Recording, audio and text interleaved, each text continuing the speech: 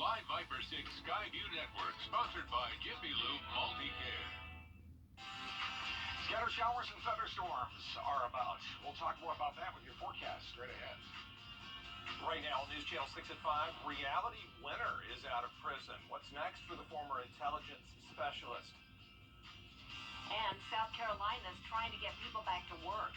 How they're teaming with local technical colleges to make that happen. Plus, renewed interest in downtown Augusta, what that could mean for the future of the Garden City. As News Channel 6 at 5 starts now. Live from Television Park, this is WJBF News Channel 6 at 5. Hey everybody, I'm Brad Means. And I'm Jenny Montgomery. We do thank you for joining us. Coverage you can count on starts with a developing situation in Richmond County where crews are on the scene of a deadly crash.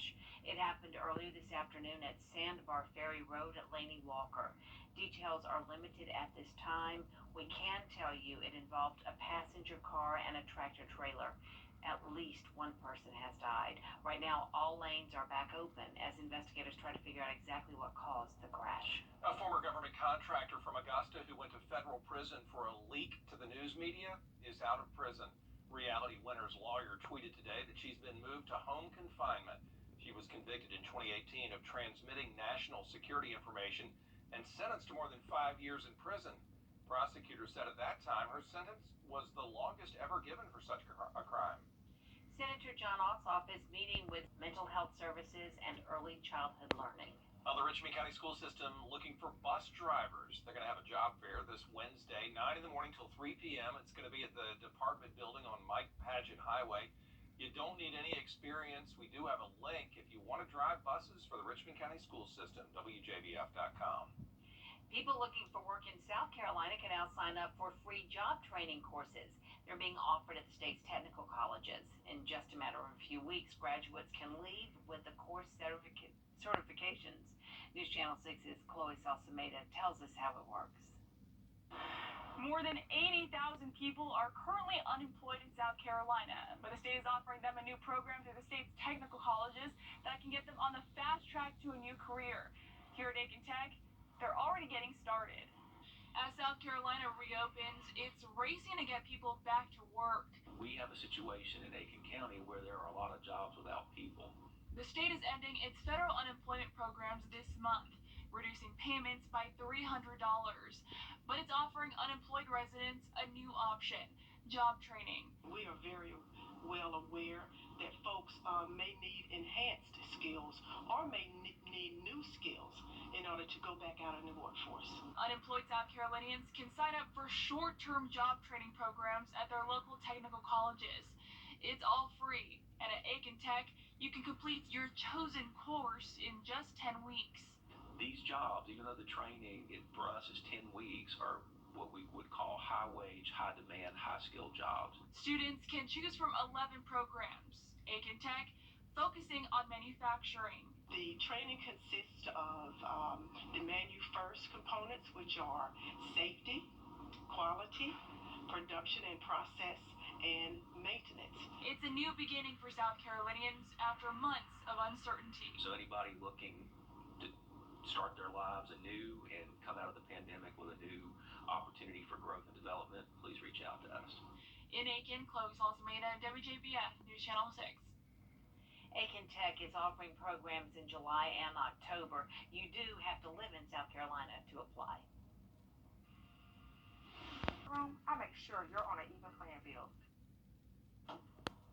June is National Post-Traumatic Stress Disorder Awareness Month.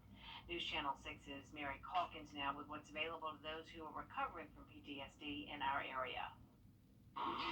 10 to 15% of veterans struggle with PTSD, but they don't need to suffer in silence. Dr. Monroe says the condition is treatable. You just need to reach out. It's not something that someone has to just learn how to live with or has to suffer with permanently. Trug Carlson, a local veteran and program coordinator of Veterans for Clean Water, says addressing PTSD head-on has changed his life and the lives of many he knows. It's like dropping your rucksack after a long road march. It's just,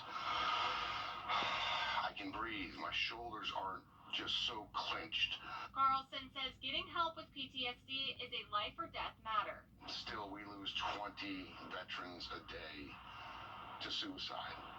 The same hand that they rose to defend our nation is now the hand that's taking their own lives. And that's unacceptable.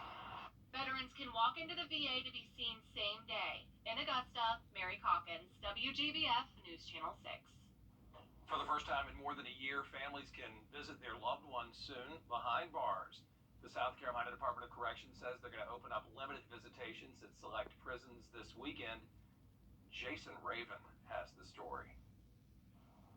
Right now, vaccination rates in South Carolina prisons are higher than the general public in South Carolina. Now, the Department of Commerce says more than 8,000 of their inmates have accepted the COVID-19 vaccine, or about 58% of the inmate population. They say that most of these inmates are in minimum security prisons, where some visitations will be allowed later this weekend for vaccinated inmates in these prisons.